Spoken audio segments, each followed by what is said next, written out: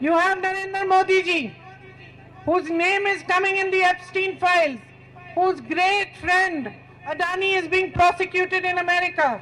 And so, he is bowing down before America, he is bowing down before Israel.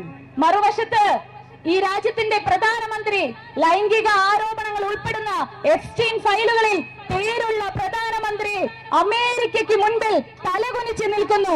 അദ്ദേഹത്തിന്റെ പ്രിയപ്പെട്ട സുഹൃത്ത് അമേരിക്കയിൽ കേസുകൾ നേരിടുന്നതിന്റെ ഭാഗമായിട്ടാണ് നമ്മുടെ പ്രധാനമന്ത്രി രാജ്യത്തിന്റെ ആത്മാഭിമാനത്തെ പോലും പണയം വെച്ചുകൊണ്ട് അമേരിക്കയുടെ മുൻപിൽ തലകുനിച്ച് നിൽക്കുന്നത്. So you have a war in the Middle East. And you have lakhs and lakhs of your brothers and sisters, your sons and daughters, who have gone there to find employment because of lack of opportunities created over here. You have lakhs and lakhs of people from Kerala stuck in the Middle East today, and no plan by any government to give them any safety, any security or any route back home.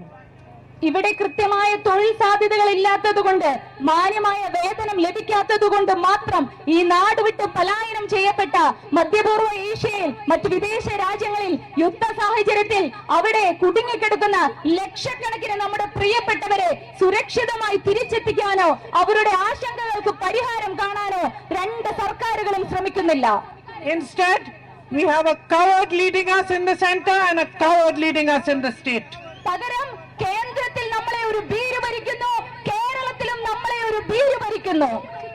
What you need today more than anything else is leaders who stand up for you, leaders who speak about the problems that actually affect you, leaders who work hard to resolve those problems, and leaders who have the guts to fight for India, to fight for Kerala. ഈ പ്രതിസന്ധി കാലഘട്ടത്തിൽ കേരളത്തിന് ആവശ്യം നമുക്ക് വേണ്ടി നിലപാട് സ്വീകരിക്കാൻ ആർജവമുള്ള ധൈര്യമുള്ള ഒരു നേതൃനിരയാണ്. നമ്മുടെ വിഷയങ്ങളെ ഏറ്റെടുത്ത് സംസാരിക്കാൻ കഴിവുള്ള ഒരു നേതൃത്വത്തെയാണ്.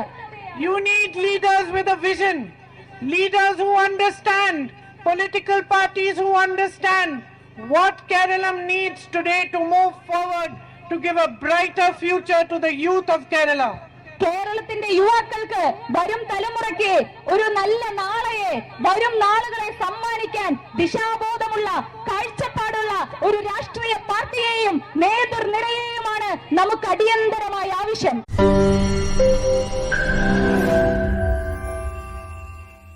ലോകത്തെവിടെയായാലും ഏത് സമയത്തും 24 വാർത്തകളും ഓഗ്മെന്റഡ് റിയാലിറ്റി പാക്കേജുകളും എക്സ്പ്ലെയിനറുകളും വിശദമായി കാണാൻ ഞങ്ങളുടെ യൂട്യൂബ് ചാനൽ നിങ്ങൾക്ക് സബ്സ്ക്രൈബ് ചെയ്യാം.